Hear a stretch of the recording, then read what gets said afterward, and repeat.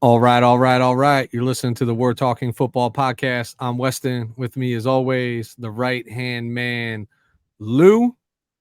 Lou, the regular season is finally upon us. We are less than 10 days away from opening Thursday night. And then, call it 12, 13 days away, less than 2 weeks from opening Sunday.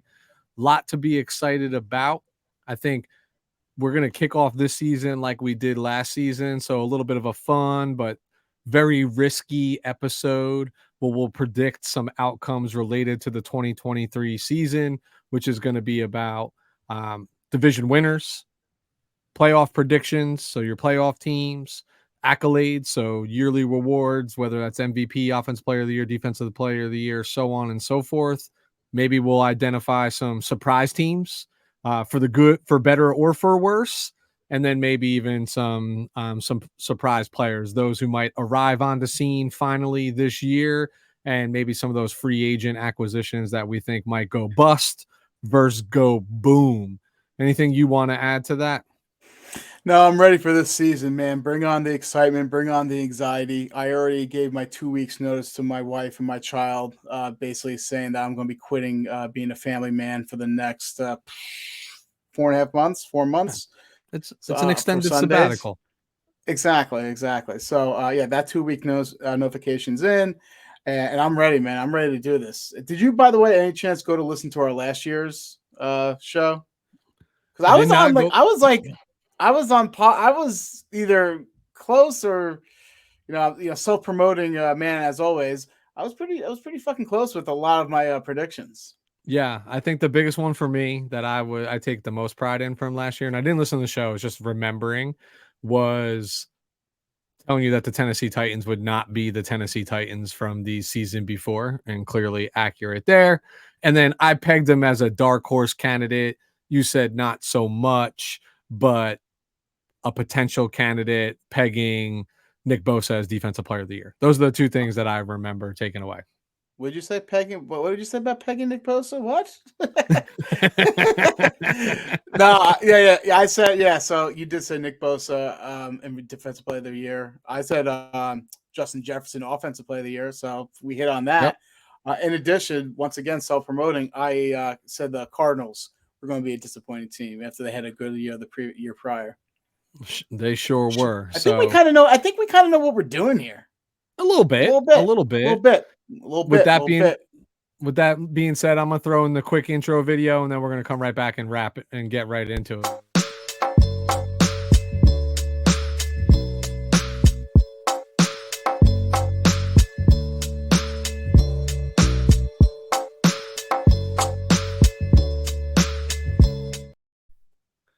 All right, Lou. You were quick to point out last week that we did not, or the last recording, that we did not plug ourselves in terms of where to follow us and find the content like we normally do. So let's not miss the A little rusty. opportunity. We're a little rusty. Let's not miss that opportunity because we'll probably forget when we're wrapping things up. But Lou, as I always do, I'll rely on you. You remind the audience where they can find us. Listen, everyone, you better follow us on Instagram and Twitter at WTF Pod NFL. All right. Love it. You heard it from the man. He was flexing on you in that. I was gonna do And my little like a little WWF like promotion, like with the Hulk Hogan or Macho Man voice. But you know what? I decided, better judgment. and reminder, we're talking football podcast on YouTube. Some might call it a meteoric rise that we saw in the offseason where we doubled our following coming into this year. I'll let you guess what those numbers entail. But as always, that's where you're going to find a lot of the content go forward. So like, subscribe, leave comments, tear us apart, rip us to shreds. We will interact with you, and we look forward to doing such. So Lou, last year, I do distinctly remember that we began with division winners. So we started and talking about teams, and then we kind of ended talking about players. Want to follow the same format? You are the host tonight, so We will you are the follow the same format. Weston. You are the table setter. So you tell me what you want. You want an appetizer? You want to just go into the main course? Listen, bro, I'll even get crazy and we'll do dessert tonight first. So I whatever you mean, can we have some breakfast for dinner? Because what's better than breakfast for dinner? So that being said, we're going to begin with the let's begin predicting division winners. But since I'm setting that table, I'm going to let you be the first to take a bite to eat. You tell me what division we're starting with, and more importantly, who you have winning that division and why. All right, we're gonna start in the AFC because the AFC is the best conference out there. So that I mean, there's no, I don't think you can really debate that. And let's start with the, you know what? Let's start with the AFC East. All right, all right. A lot of shit went down in the East, in the AFC East this past off season.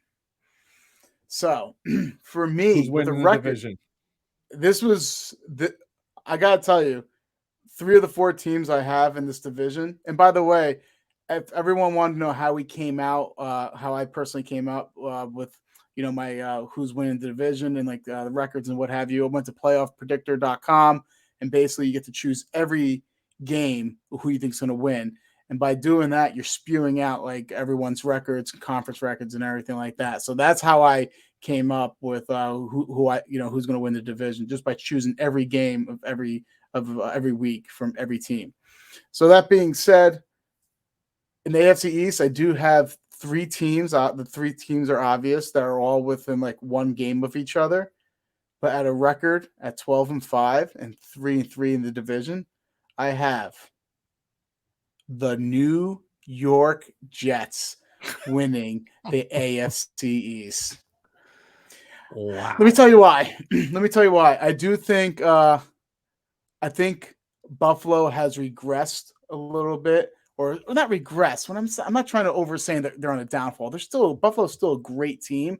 I just think with the other players in the division, they're a little closer to the pack, right? And the news that just came out with Von Miller missing the first 4 games, especially when they play the Jets week 1. I think that's something you can't really. Their defense was mediocre without Von Miller because they couldn't get any pressure, right? So that being said, the Jets, they win 7 or 8 games last year with basically 10 men on offense, and Started they were well, missing that finished 11. awful. Yeah. So, they won, they won 7 or 8 games with 10 men starting on offense, and that one guy that was not on offense was their quarterback. I do think Aaron Rodgers will provide some stability. I'm not saying he's going to be Aaron Rodgers from 4 years ago, but I think he'll be efficient. I don't think he needs to be Aaron Rodgers of 4 years ago because they have a really good run game. And if they really want to keep him healthy, they're going to, they'll be smart enough to utilize that run game because their offensive tackles are straight up trash. But that being said, they can generate a push, in the run game. And their defensive line is solid, it is stout, and it is deep. I'm sorry. I'm not.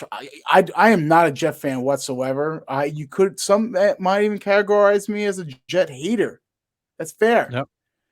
But going through the games and what I did, I'll tell you how much effort I put into this.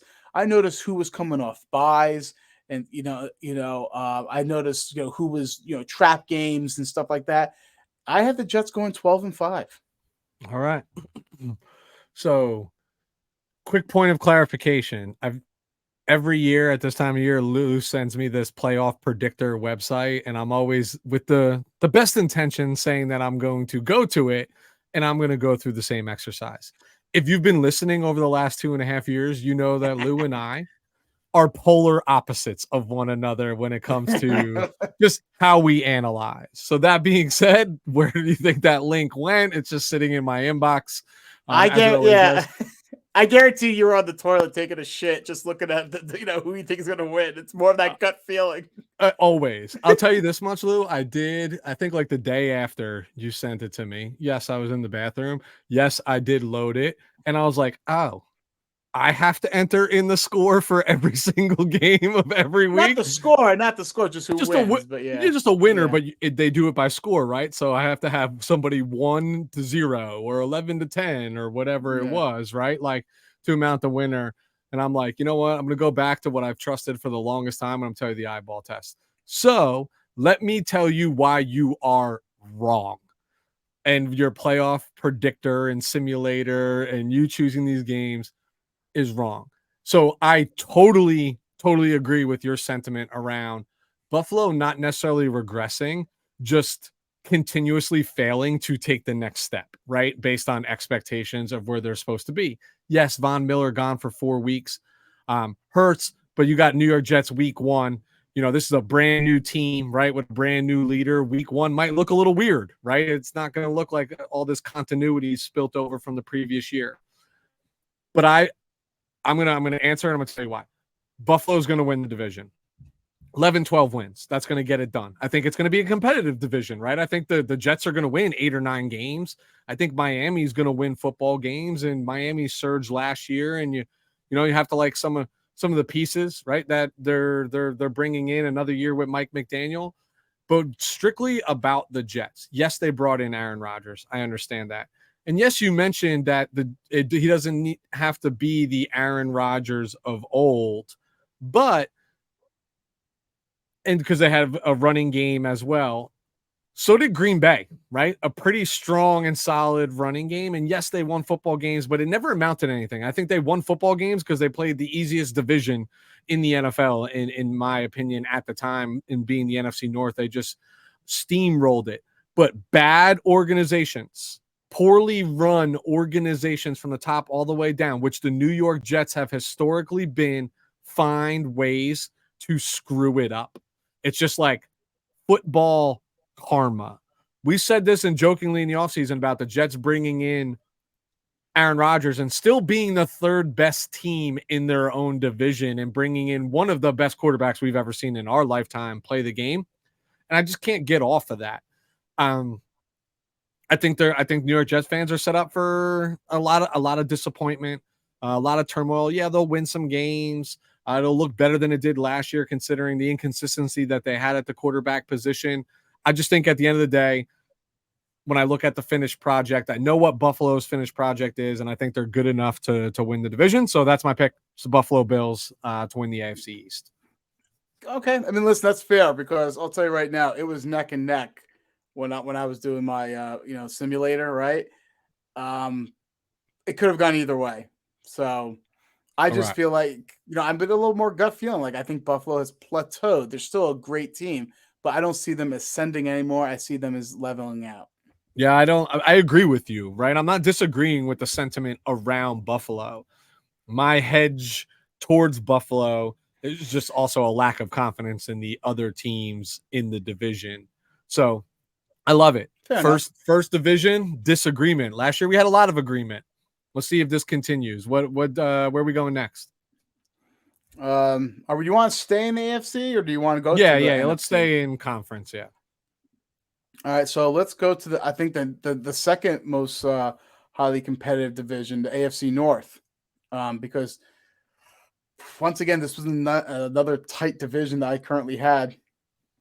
Last year I had a love affair with the Baltimore Ravens for obvious reasons. That didn't materialize into anything, frankly, because of the health of Lamar Jackson. They still were a playoff team though, which shows you how well they are coached. But this year, in the AFC North, with a record of 14-3, by the way, 14-3, I had the Cincinnati Bengals winning. And by the way, I had the Bengals losing the first game of the season too. So that just goes to show you the run that I think they're going. They'll go on. I think I feel about the AFC North the same way I felt about the AFC West last year. Mm-hmm. I think this is the toughest division in football right now, and there's a lot of unknown, right? Mm-hmm. So hey, a full season with Deshaun Watson, right? And an off season. Yeah. That's scary. And like what to make of the Cleveland Browns, because on paper they're pretty damn good, but you're right, the Deshaun Watson conundrum. They didn't look cohesive even when Deshaun was in at the end of the year. A little bit more productive per se, but the whole year was a wash when this guy you went and got is missing 10 games and all the distraction. Honestly, have you heard anything about that since the end of the season? No, right? So and a team that is pretty good, even outside Deshaun Watson on paper, on both sides of the football, right? And now you add, for all intents and purposes, prior to what we saw on film last year, a top-tier quarterback in the NFL and a proven winner, right, at the position. Then you got Okay, are we bringing in healthy Lamar, who's got a couple offensive additions, right, this year in bringing in Odell and then Zay Flowers in the draft, and maybe you get Bateman back and is healthy for the year, and Who? then don't worry, don't say the word yet because I have this is coming up later. All right, do not steal my thunder. And then you just have Pitt, a young aspiring team with some interesting pieces at the skill position, coached by Mike Tomlin, i.e., who's never had a losing season as a head coach in the NFL, and he's one of the longest tenured Insane. head coaches in the NFL. Insane. He's gonna have that team competing. So this is gonna be like those divisional games are going to be must watch television. You're such Spoiler alert: you're such a politician, by the way, with this the long-winded. Cincinnati Bengals are still winning this division. They're still Okay. winning this division. And here's where I am most impressed with Cincinnati. We talk so much, or it's talked about so much about Super Bowl hangover and those sort of things. This is a team that lost the Super Bowl and then came back and played in the AFC Championship the following year, right? You got to like that. And when I look at these teams and I look at continuity and consistency over the last few years, it's Cincinnati. And until proven otherwise, they're the team to beat in the division. That's who you need to go after. Watson, that's foreshadowing. Tomlin, it's expectation around their competitiveness. You know, Baltimore goes as far as Lamar's health and willingness to play and go compete. That's it, right? Like the wheels come off if Lamar's not on there. I don't care what the talent's around them. I don't know. I just feel like Cincinnati is the most complete team in the division, top to bottom, both sides of the football. So for me, it's Cincinnati. If I do want to add a dash of little doubt, Cincinnati did lose. That defense was phenomenal for 2 years in a row, and they did lose some starting players in the secondary. Now they did draft and anticipate that, and they do have replacement level players, but can they play on the same level as your Von Bell or or some of the other players that they miss in the secondary? So that's going to be interesting to see. But from a standpoint, if you have Joe Burrow, they solidify. Don't forget they solidified, by getting Orlando Brown, and they having Jonah Williams. Like that offensive line is now pretty formidable. So Which was that, always their you got to Achilles go. heel. Yeah, yeah. So I'm not saying Orlando Brown is No, I know what you're saying, an though. all It's an pro, but improvement. I'm just so the fact that you don't have to play like a Jackson Carmen or where the hell his name, like you can, you put Jonah Williams to the right side and then Orlando Brown on the left, and you really improve. You're improving two positions at once. Yeah. All right. Where we go to next? So we have a disagreement and an agreement. Um, I guess we'll do the AFC South. I Yep. think this is a no-brainer. Looking at this division, you have two teams within the division that are starting rookie quarterbacks. So those are just more. Those are teams are going to be like your feel out teams to see what they have in those rookie quarterbacks. There's going to be a lot of bumps and bruises, highs and lows for the teams like the Texans and the Colts. They're just not quite there yet to even be competitive, if you want my honest opinion. Between both the Texans and the Colts, I have them combined winning 9 games this year. That just goes to show you my sentiment. Not saying they're going to be blown out every game, but I just don't. They don't have the talent or the experience right now to really competitive to beat the teams in the AFC. Then you have the Titans that has been such a mainstay in the AFC South with such a great quarterback in Ryan Tannehill. Some used to call him a top 10 quarterback, perhaps 3 years ago. But they have fallen back to that took you a little time to get that through your head, by the way, huh? Your Weston's running on West Coast time here. He's a little delayed. But all kidding aside, the Titans, they're a really good coach team, but they have also lost a lot of talent, and with the departures of AJ Brown and some of their edge rushers. So I have to go back to Jacksonville. I do have the Jacksonville Jaguars winning that division with a 10-7 record. Trevor Lawrence really started showing why he was like that quote unquote messiah coming out of Clemson towards the back end of last year. Started off a little rocky, what have you. The addition of Calvin Ridley cannot be understated. They have a really nice 1-2 punch in the backfield with Tank Bigsby and Travis Etienne. Don't forget they brought back, Evan Ingram. They do have some weapons for Lawrence, and don't forget they have a great coach too. So I'm picking the Jacksonville Jaguars. Listen, the Colts and Texans, let's call it what it is.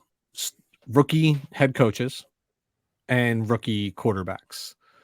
That's going to real quick. Do you know the Colts don't have a player over 30, I think, on their roster? They're a rebuilding team, right? Yeah, and I think that's kind of crazy. You think even a kicker or a punter, yeah. You know what's funny though is I do have more confidence in Richardson as a starting quarterback than I do any of the other first round quarterbacks, and it's just because of his ability to move with the ball in his hand. Mm-hmm. That'll, some big plays, move chains, maybe put them in some scoring positions. So I think that might lend itself a little bit more favorably, but they got to figure out this Jonathan Taylor thing. If they don't, even if he's on your team, he's not even playing for the first 4 weeks, right? That's a problem in its own. The Titans, I've said it last year, and it's still true. They're just a sinking, aging ship. It is what it is. It's going to be a rebuild there before you know it. I think it's Jacksonville's division, and I think it's Jacksonville's division easily when all is said and done. Yeah. That's no lies. No lies detected. I think that's very boring. Division because of, as of right now, because of the competition that's in it. Yep. All right.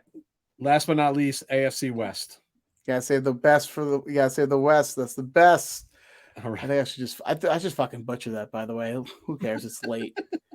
All right. All right. So, let's make this quick and painless. It's Mahomes and it's Andy Reid. It's always going to be Mahomes. It's always going to be Andy Reid. I don't care what wrinkle or what throwing you're going to say. Every time we doubt this team, last year, I don't know. They don't have Tyreek Hill. I don't think they're going to be that same type of offense. And what did I combat and say? They're going to be a great offense, just different. They're going to be more efficient. You're not going to know. You're not going to know who's the poison pill of the week. Every week will be a different, player. Looking at this team, looking at this division, you got the Raiders, McDaniels and Jimmy Garoppolo. What could go wrong there besides everything? You have the Denver Broncos, Sean Payton. I feel like he's coming in hot with his uber aggressive old school mentality head coach. Don't know how that really resonates with players nowadays, right? I understand what he's trying to do because last year, you had Hackett out there in Denver and the guy was a fucking joke because he was so lackadaisical. So he's trying to change the culture. But I actually think he's overcorrecting the problem. And they've also had some poor injury luck with Tim Patrick, Jerry Jeudy, and some other players too. So they're not, they're just going to be a mediocre team with 8 or 9 wins. Then you got the Los Angeles Chargers. And if a team has a phrase that's named after them and a negative connotation, that's never good. Chargering. They're almost like the Thurman Munson from Kingpin. You got Munson. They're the equivalent of Woody Harrelson's character in Kingpin. That stigma of charging, that's an issue. Yeah. So I have the Kansas City Chiefs at 14-3. Yeah, I have the Kansas City Chiefs, and my notes right here is until proven otherwise, right? Like it's just that simple. Last year we thought this was a team that could potentially have 4 teams in the playoffs, right? I agree that the Raiders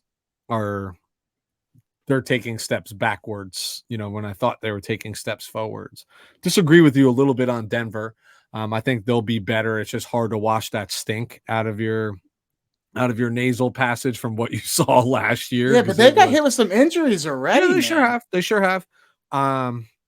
But it's Kansas City. I think very highly of the Chargers, and that's not just because you're a fan and our co-host here. I'm a big Herbert believer. I absolutely believe them to be a playoff team, just like they were last year. I just don't think this division looks as good as it did coming into last season based on certain things.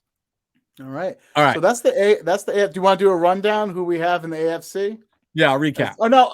Yeah. Oh yeah. Okay. Oh, No. We should wait that to the end to see who's going to be the wild card teams. Or are we doing that now? let's do that now.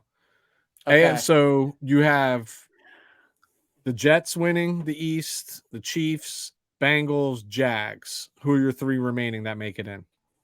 All right. So this is interesting. And I'm not going to mention who I had this team tied with, but don't know why Playoff Predictor chose this team in regards to they both had the same record and same division record, so I had to go something deeper. So I have the Chargers actually with the 7th seed at 11-6 and 3-3 division. They were tied, same exact record in division with another team. I will not mention because I will mention that later on. So I had them at the 7th seed, and at the 6th seed, I have the Buffalo Bills at 11-6, a game behind the New York Jets. That's why I said it was tooth and nail, tooth and nail between those two. And at the 5th seed at 12-5, I have the Baltimore Ravens. I do like the fact that they brought in a real offensive coordinator that is going to be dedicated to actually establishing the pass and Todd Monken. And I do like some of the weapons they brought in. And, Zay Flowers, I have a man crush, on that guy. He's going to be a great fit and what have you. So I do think the Baltimore Ravens will once again will go into the playoffs again. So I only have one team I think one team different than last year, which is never good. Usually there's two teams that make the playoffs. Yep. I have the Chiefs 1, Bengals 2, Bills 3, Jags 4, Baltimore 5, Chargers 6, Dolphins 7. Dolphins, that's my order. Yeah, Dolphins make the playoff. So, I'm not going to lie to you. So we have the same except for the Jets and Dolphins. Yes, we trade out a team from the East. All right, so let's get into the NFC. This is where I think you should start off first. Yeah, I'm gonna pick beauty. I'm gonna pick where we start. I'm gonna start in the NFC North. Okay. The Lions, my Lions, right, are absolutely on the rise. You got Jordan Love's first year as a starter under center. To me, I don't think the Bears are in the discussion right now. I know if they've done, I still think they got a ways to go here. Crazy. A lot of pundits are saying the Bears. No, I'm not saying the Bears. To me, this is still the Minnesota Vikings, and I know that's not a popular pick. And I talk a little bit more about this when we're having conversations around something else. But there's still just something about their consistency in the regular season over the past few years that, minus Aaron Rodgers in Green Bay, like it's their division time and time. It could be their division time and time again. And just, I believe in this Kevin O'Connell guy. I do. I just really do. And what do we say in the NFL? Coaching actually matters. And I just think like the Lions are right there, but not to win the division just yet. I don't have good rhyme or reason behind this other than just like gut instinct that it'll be enough. It'll look like this. They will win the division, but they will quickly thereafter be bounced from the playoffs. Like that just seems to be Minnesota's MO. Not the sexiest or most popular pick, but I'm saying the Minnesota Vikings win the North. Okay, so this whole division is a big fucking question mark if you ask my opinion, because you can make a case for everyone either winning it or you can make a case for everyone finishing last in it, to be honest with you. So once again, going through the exercise of player predictor, I had all these teams were like in 1 and 2 games with each other, but I do have the Detroit Lions winning it, but it's not because I'm a huge believer of them like dominating teams and what have you. I just think Jordan Love will have his bumps and bruises. I don't think he's going to be as bad as people say, but he's gonna have his rookie moments because essentially he is a rookie, right? And then they have so many young skill position players, out there that also are still learning the game, and so I think it's going to be a little difficult for the Packers to be up and running right off the gate. But I still think he's going to be better than what people think. The Vikings, I actually don't have them even making the playoffs for numerous reasons. They lost Dalvin Cook. In addition, they lost a look at that defense. That defense is in transition. They lost a lot of talent off of that defense. I know his aging and what have you, but who's on that defense? They have a kid from Cincinnati, Pace, who's an undrafted free agent. He's their starting Mike linebacker. That sounds really promising, right? So I just think they lost so much talent on that team, in particular on the defensive side of the ball. And I think they come back to reality. They won like 13 one-score games last year. You know they're going to have some regression when it comes to that. And then the Chicago Bears, they're going to be way better than they were last year, but that's not saying much because they were god-awful last year.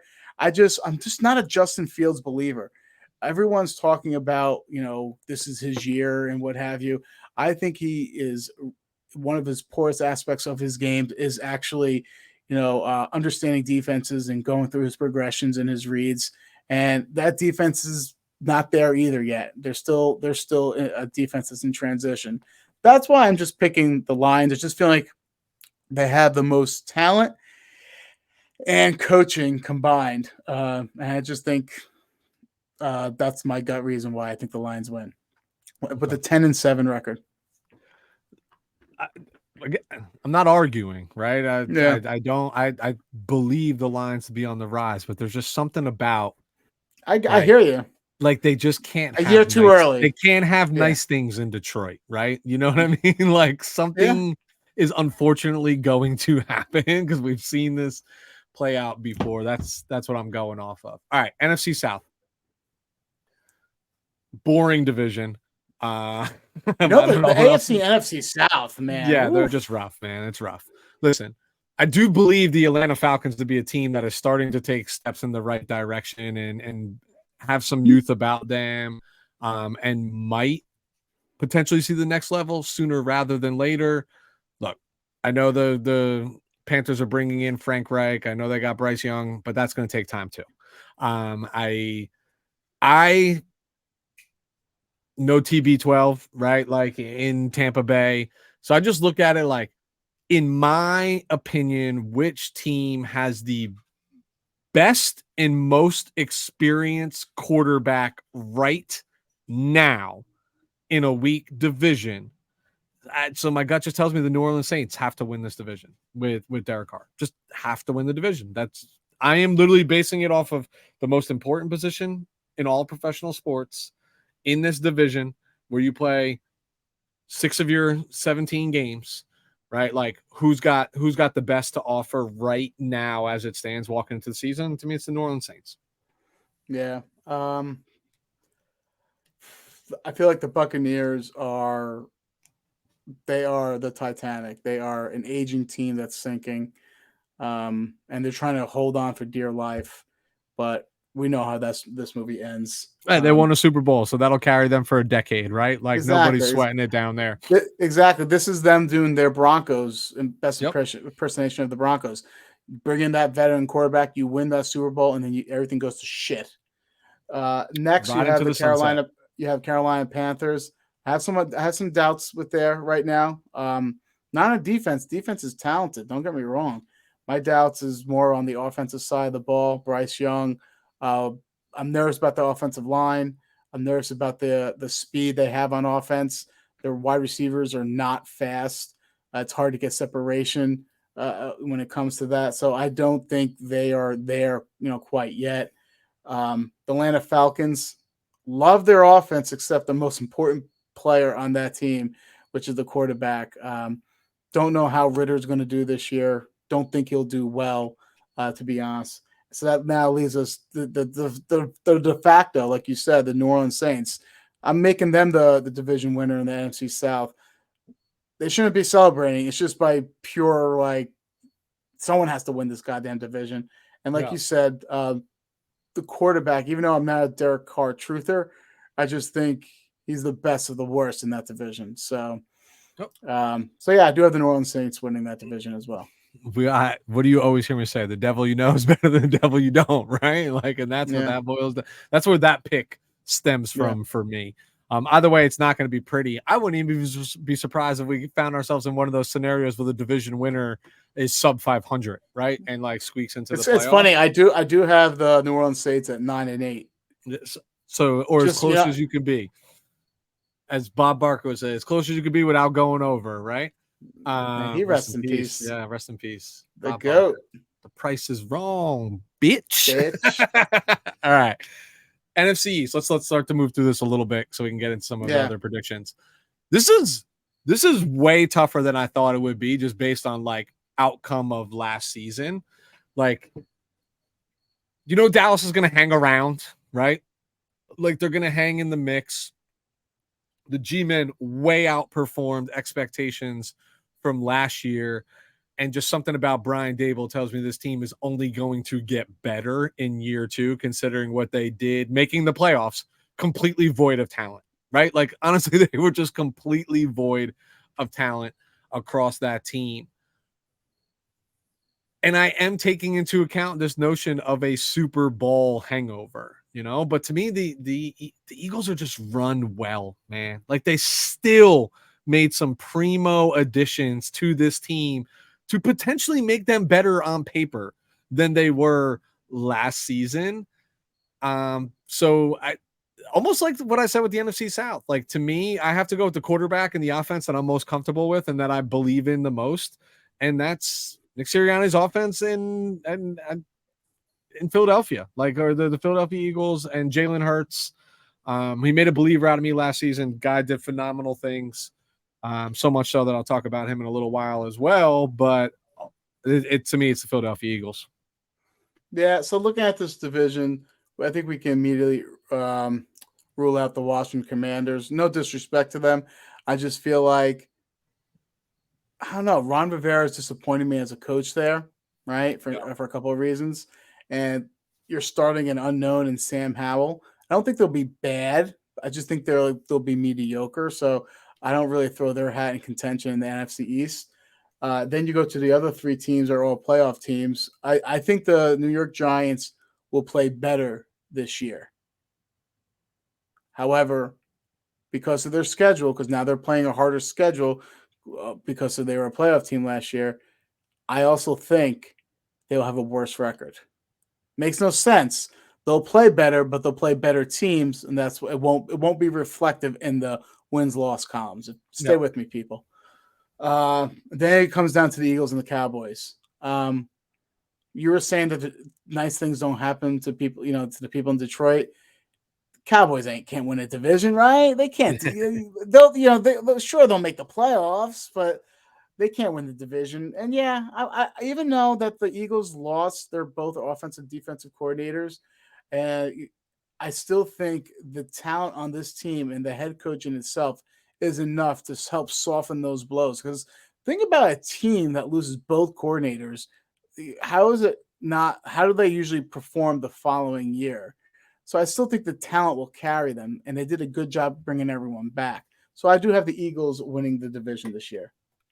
Yeah, it's one of those things, right? Like Cowboys are like football karma, right? Just meant to bite you. They'll hang around, they'll get there, but it's still a struggle. They'll And I make the have no playoffs. I have no faith in Mike McCarthy, like is what it really Yeah. boils down to. And it's just funny because they were a division last year in the NFC East where there was a point in time where all 4 teams were in playoff contention to like, and I agree with you, right? Like a little bit of a step back from Washington. They'll still be competitive. But I think they'll find themselves in the exact same scenario they did last year, just barely on the outside looking in when all is said and done. So let's get to the final piece here, the NFC West. And I really just hate this portion of the show because Lou, I'm honestly just so freaking exhausted from the offseason coverage around San Francisco.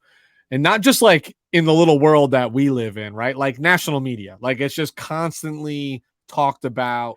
I mean, you guys are About doing it to yourself, man. of course, Jesus Christ. It's a fucking circus in San Francisco, bro. But winning cures all woes, right? That's why nobody's been crucified yet because they've played in the NFC Championship 3 out of the last 4 seasons, right? Like if they finished out of the playoff, it'd be totally different.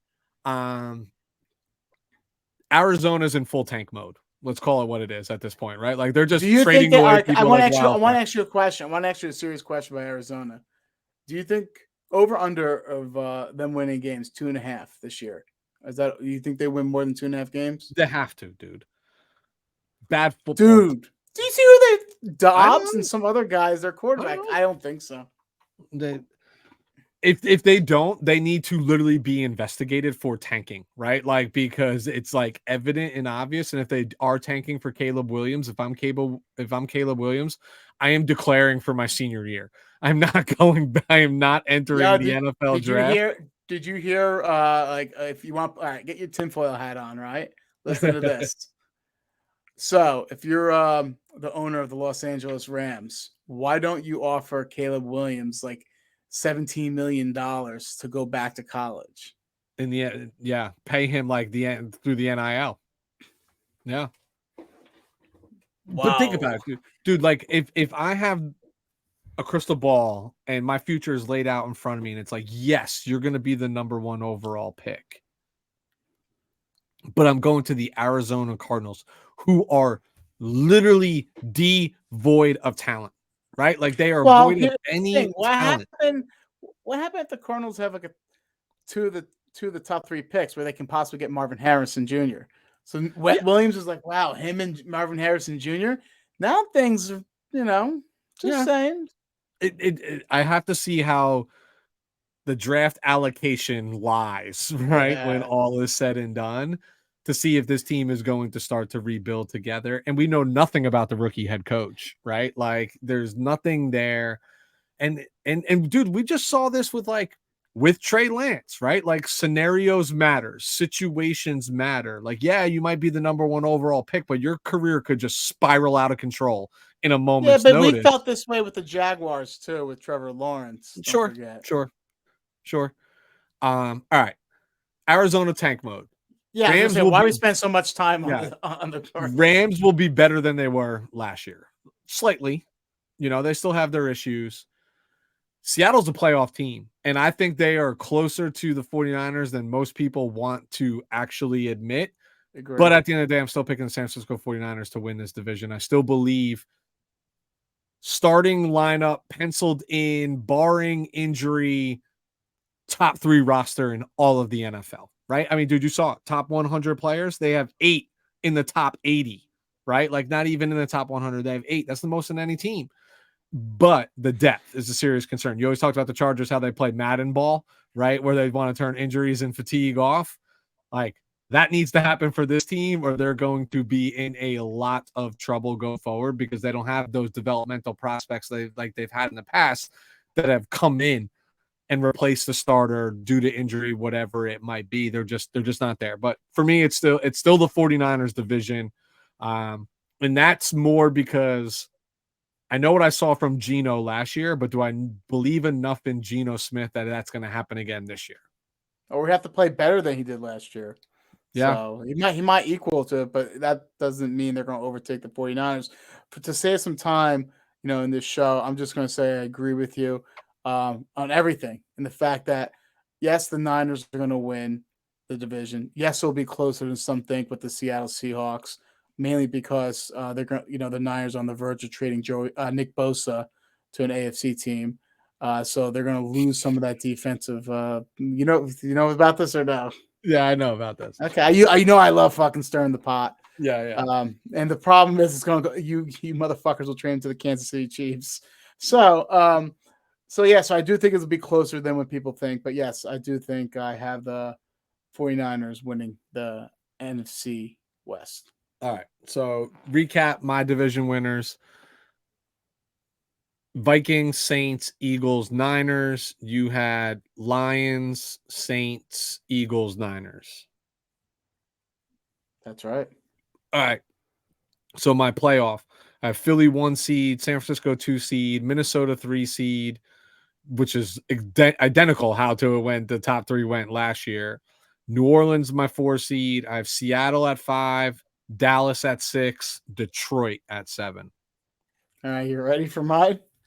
I have the Eagles at 1, Niners at 2, Lions at 3, Saints at 4, Dallas at 5, The Seahawks at 6, and the Green Bay Packers at 7. Whoa, 3 from the north. No, 2 from the north. We don't have the Two. Vikings. Yeah, Sorry. I Yeah, don't have the 2 from the Vikings. north. 2 from North. Wow. I love it. All right. So let's do this. I'm throwing a ring. Your way too early Super Bowl pick. Who is it? Like who's going to play each other? Who's playing each other? Once again, I went all the way with playoff predictor from All week right. 1 to the Super Bowl. I have the Kansas City Chiefs defeating the Dallas Cowboys Whoa. in the Super Bowl. There's Wow. yeah. I first of all, I do feel like Kansas City is now on the verge of being the next New England Patriots, Yeah, right? they're So dynasty. I don't see what, yeah. So it's hard to bet against them, right? So that's why they have Buffalo's number. I know you're talking about Cincinnati and what have you. I just feel like the coaching is the best with Andy Reid, and they have the best coach and best Yep. player in the NFL. So how are you gonna bet against them? And now you're saying why the Dallas Cowboys? Why the Dallas Cowboys? I agree with you. McCarthy sucks, but wouldn't it be kismet if they make the Super Bowl and lost it, and then they're stuck with McCarthy long term to torture them? But the real reason is because Trey Lance. I yeah, let's try hockey pitcher. I think the Niners are really good, but I do think they're going to take a step back for a couple things. I don't think they're going to be as dominant as they were last year defensively. I don't know if they're going to be as efficient as they were offensively last year. And this is me not throwing shade. The No, only I team I agree really with you. so now you're saying so that's why I think they can beat the Niners, right? Yep. Because the Cowboys have a really great, fantastic defense. Let's not forget they had Diggs on one side and Gilmore on the other side. They have a boatload of pass rushers, good offensive line. They added Brandon Cooks, a deep threat. They're going to have Pollard carrying the ball. I'm a believer in their roster, and I just feel like the Eagles. I don't know why. I just for I get me, it. it's hard seeing. I'm not a.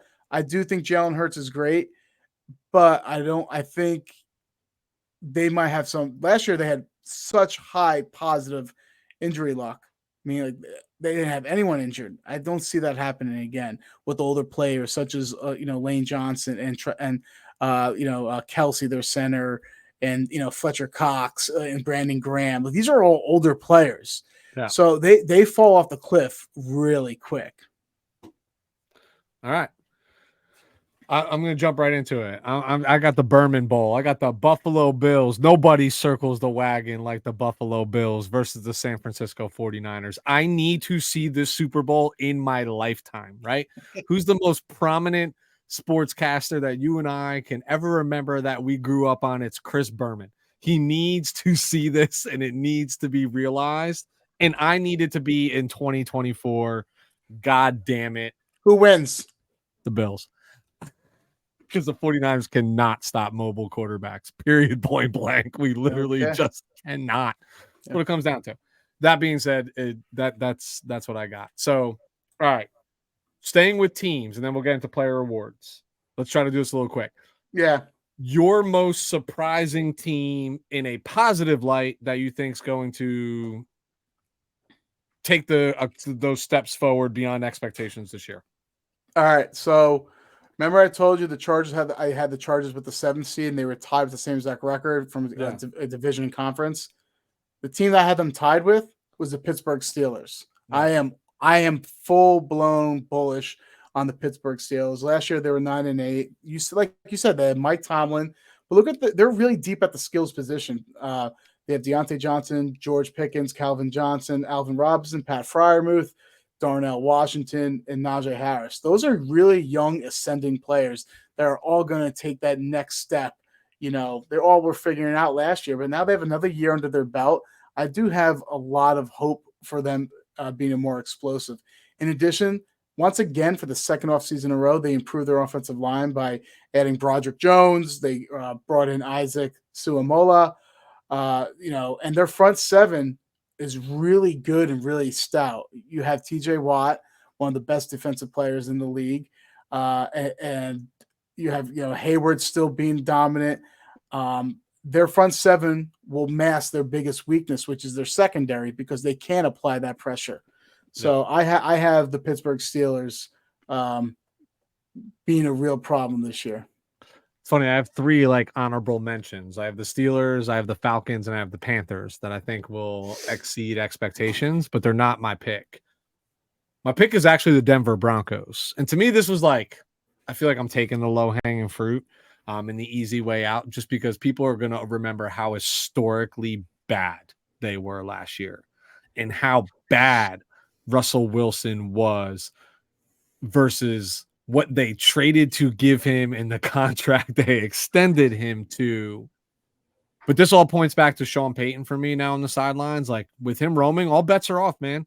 This could quickly, I know there's some injuries, I know some things, right? I know there's might be this notion of like overcorrection versus the way it was last year. But what do we always say on the We're Talking Football podcast, Lou? In the NFL, coaching matters. And he's a pretty damn good ball coach with a pretty good roster around him. And here's why I think this will happen. I feel like this happens all like the Broncos are going to start to become the trap game for some people, right? Based on their performance last year.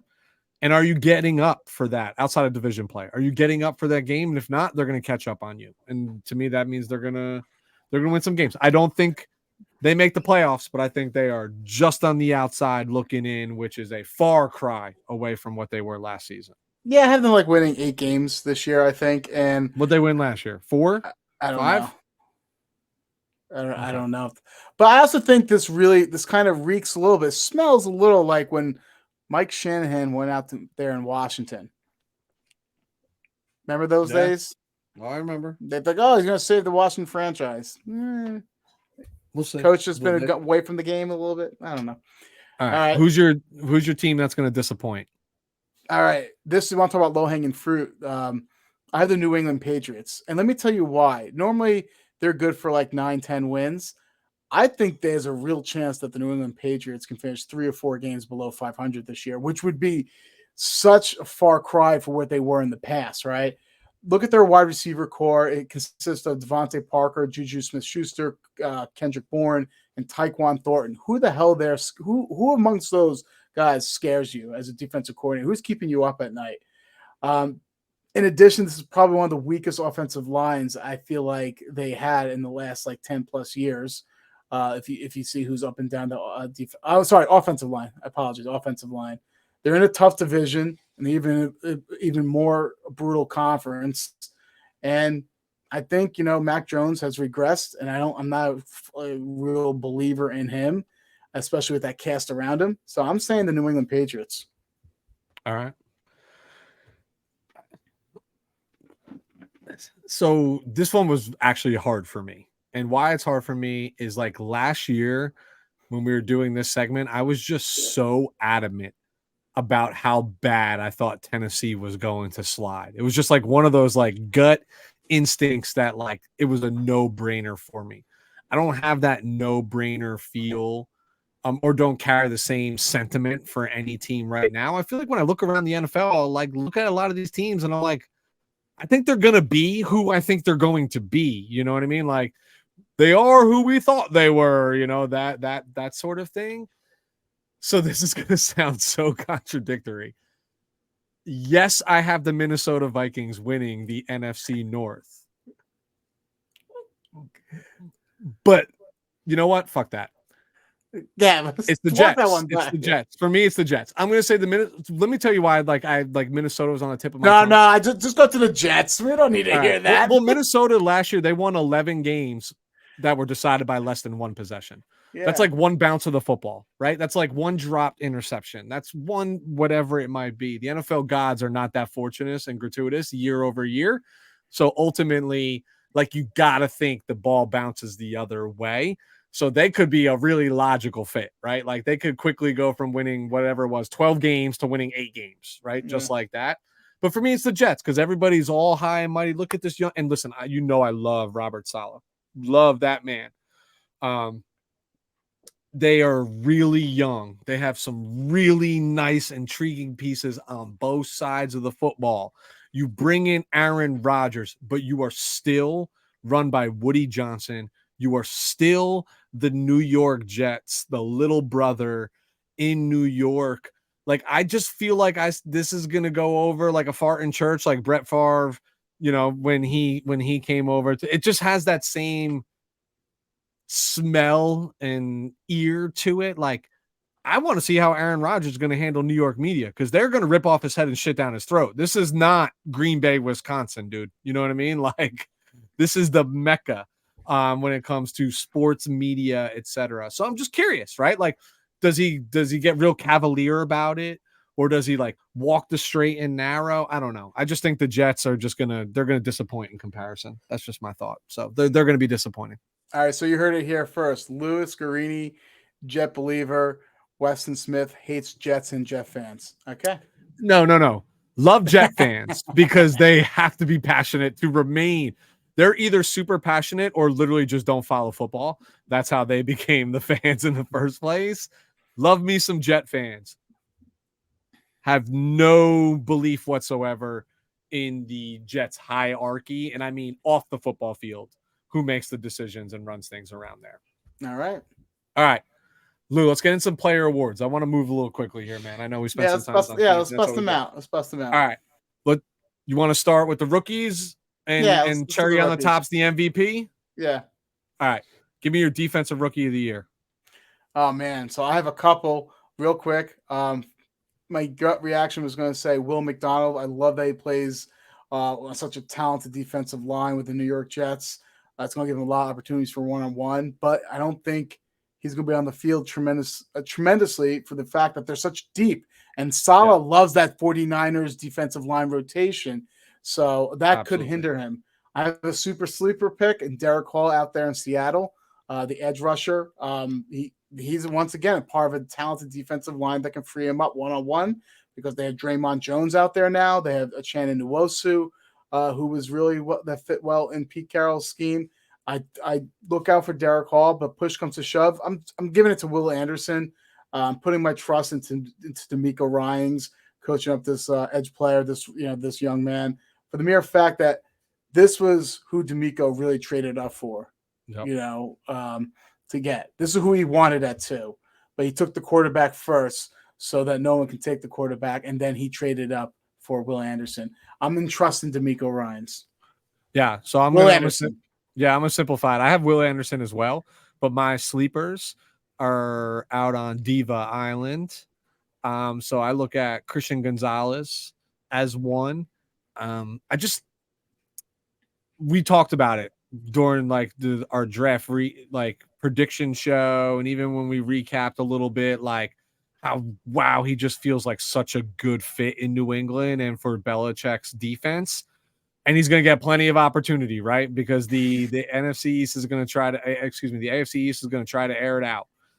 So he's going to get plenty of looks. And my other one is actually another Seattle Seahawk, and it's Devin Witherspoon. Love the tape, love the guy.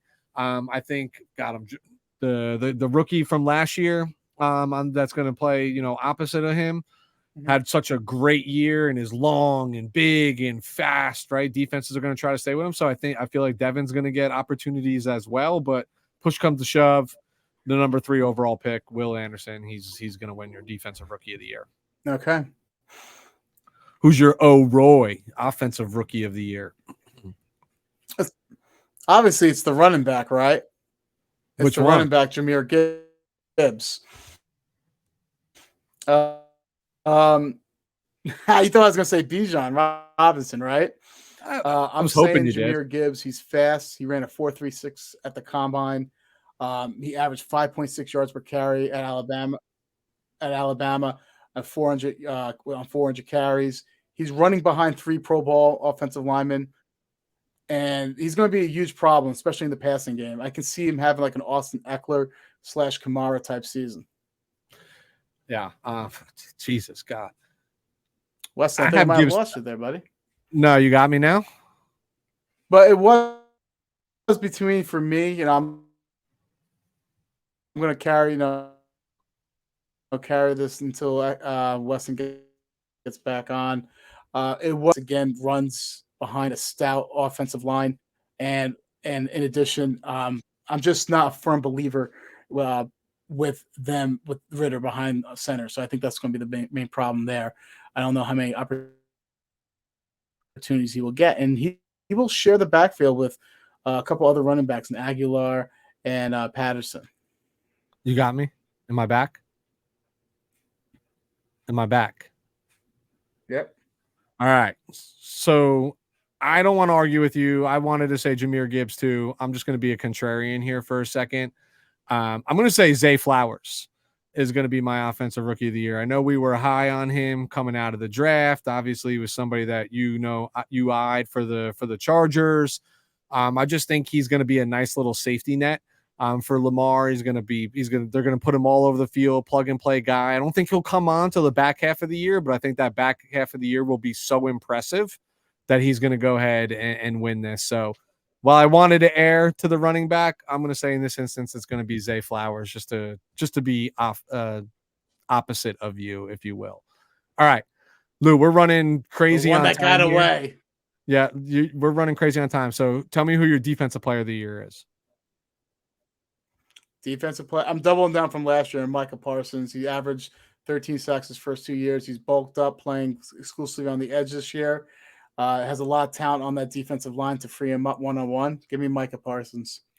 Yeah, I so badly want to say Sauce Gardner because I just really like what he does, and he's like having this meteoric rise, partly because of his personality and the way he carries himself. But hard to deny what Micah Parsons has done consistently over the last 2 seasons. I think he'll build on that in season 3. I think Nick Bosa will be highly productive. I know what he's coming off, but we're not off to a great start, right? Like we're not signed yet. So what does that look like? And how long does it take him to get back into the grooves of things? So who I didn't even have on my list last year, I'll ring the bell for Micah in this instance. Who's your offensive player of the year? Well, I'm just going to double down. Last year I hit with Justin Jefferson. I'm going back to LSU, and this year I'm doing Jamar Chase. No rhyme or reason. I just feel like this is his third year. You know, I feel like this is the year. The first year, defenses don't pick on rookies. Second year, defenses make adjustments, and third year, great players make adjustments to the defenses. So I think that's what he's going to do, and I feel like he's going to have a similar year to Justin Jefferson. No argument here. I had Jamar Chase. I didn't even have a Wow. second player in there. That's how much I believe in Cincinnati right now and what they're doing. So I have Chase as well for all the same sentiment, right? Like year one, rookies kind of sleep under the radar. Year two, you prioritize taking that threat away. And then year 3, you just, you find ways to find and get that man open and force feed him the ball. And you're going to see a la Justin Jefferson last year, right? Like everybody in the building knew the ball was going to 18, but they still found a way to make it happen. To me, they'll find a way to get the ball number 1. And that leads us to Lou, who is your most valuable player for the 2023/2024 NFL season?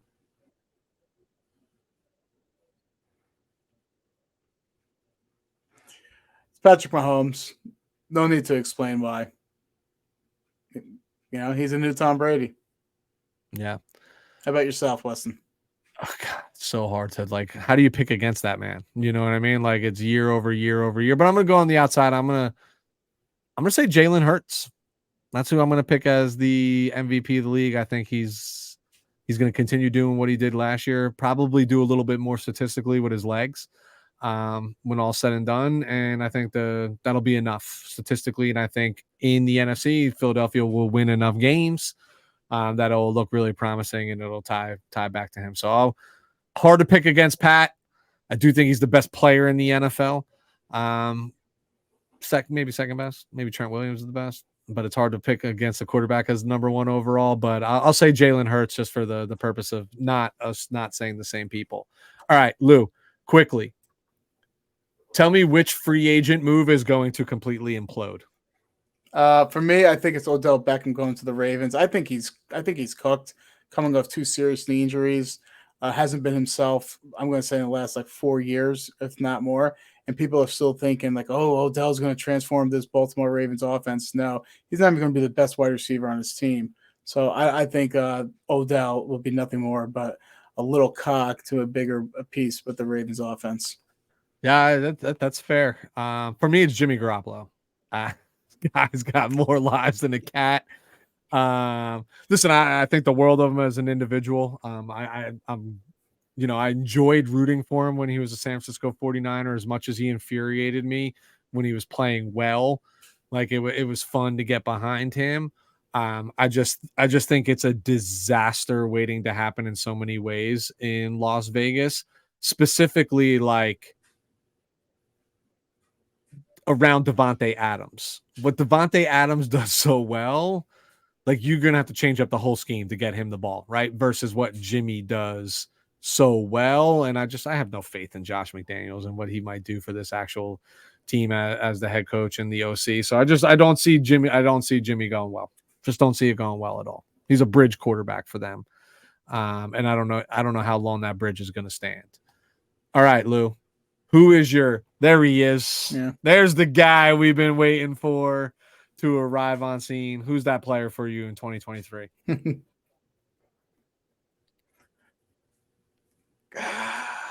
I'm gonna really let a big meatball hang out here. Kenny Pickett. I just think, as I said before, I'm really bullish on the Pittsburgh Steelers, and I think he's really going to grow with all the other young ascending players that they have on their team. So if you watch him this offseason and also in the preseason games, man, he's looked good. And I'm not just talking about Dinkin and Duncan. He was throwing bombs out there to Pickens and Johnson. Give me Kenny Pickett. Love it. Love it. Love it. Love it. Monmouth County in the house. Love it. All right. For me, it's our boy, Lou. I promise you I was coming back to this person. It's Rashad Bateman. New offensive coordinator in Baltimore, some additional weapons. You just talked about how Odell's not even going to be the best wide receiver on the team, but I do think he's a distraction, right? Like on the field, I feel like the talent could be there.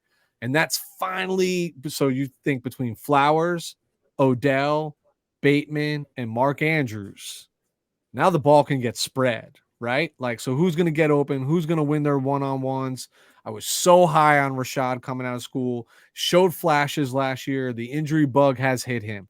He'll stay healthy this year with those additional weapons. We will see why he has been affectionately known to the We're Talking Football podcast as Rashad Batsman Baby. Stamp it. And I thought that. I was going on a limb with my pick. Jeez. I went out there for you. I went deep. All right, Lou, that wraps us up. Preseason 2023 predictions. Some internet issues along the way that hopefully we stumbled through and nobody caught too far onto. We'll work through those. But next in line is now coming back to do our weekly recap. And the season, is about to kick off next Thursday. We got fantasy drafts next week prior to, I think ours is the night before, right? Wednesday night, I think our mutual league is going. So can't wait to get into the in-season content. I know the offseason was a little light post free agency and draft, and we took some time off of me having the kid, but appreciate as always, Lou. And before we get out of here and before the internet shuts down on us, where can the audience find us?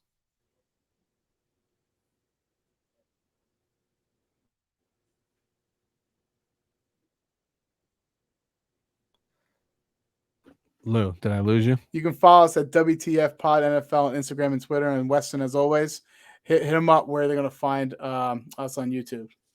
We're Talking Football. Like, subscribe, follow along. We'll have plenty for you. Until after kickoff, we'll see you soon.